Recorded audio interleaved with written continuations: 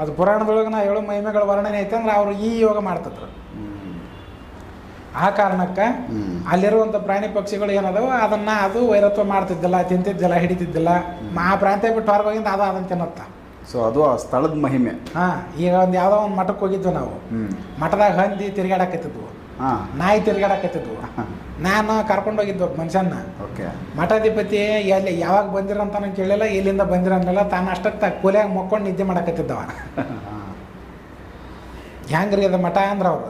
ಈ ಮಠ ಹೆಂಗಪ್ಪ ಅಂತಂದ್ರೆ ಅವ ಮಕ್ಕೊಂಡು ನಿದ್ದೆ ಮಾಡಕತ್ತಾನ ಒಳಗೆ. ಬಂದವ್ರಿಗೆ ಬರ್ರಿ ಅನ್ನೋಲ್ಲ, ಹಿಡಿ ನೀರು ಕುಡ್ರಿ ಅನ್ನೋಲ್ಲ. ನಾವು ಅವನೇನು ಕೇಳಕ್ಕೆ ಹೋಗಿಲ್ಲ, ಬಿಸಿಲು ಐತಿ ಅಂತ ಕುಂದ್ರಕ್ಕೆ ಹೋಗಿದ್ವಿ ಅಲ್ಲಿ. ಅಂದ್ರೆ ಒಂದು ಕಡೆ ಮೂರ್ತಿ ಮಾಡಕ್ಕೆ ಹೋಗಿದ್ವಿ. ಮೂರ್ತಿ ಅಲ್ಲಿ ಇದನ್ನ ಕೆತ್ತನೆ ಮಾಡಕ್ಕೆ ಕೊಟ್ಟಿತ್ತು. ಅವಾಗ ಕೆತ್ತನೆ ಮಾಡೋ ಸ್ವಲ್ಪ ಟೈಮ್ ತೊಗೊಂಡೋದಕ್ಕೆ ಒಂದು ಸ್ವಲ್ಪ ಎಲ್ಲಾರ ಕುಂದ್ರ ಅಂದಾಗ ಒಂದು ಮಠ ಐತೆ ಅಂತ ಕುಂತಿದ್ವಿ. ಅಲ್ಲಿದೆ ಅದು ಕತೆ ಹೇಳಕತ್ತಿರೋದು. ಅದು ಯಾವ ಮಠ ಅಂತ ಹೇಳೋದಿಲ್ಲ ನಾನು.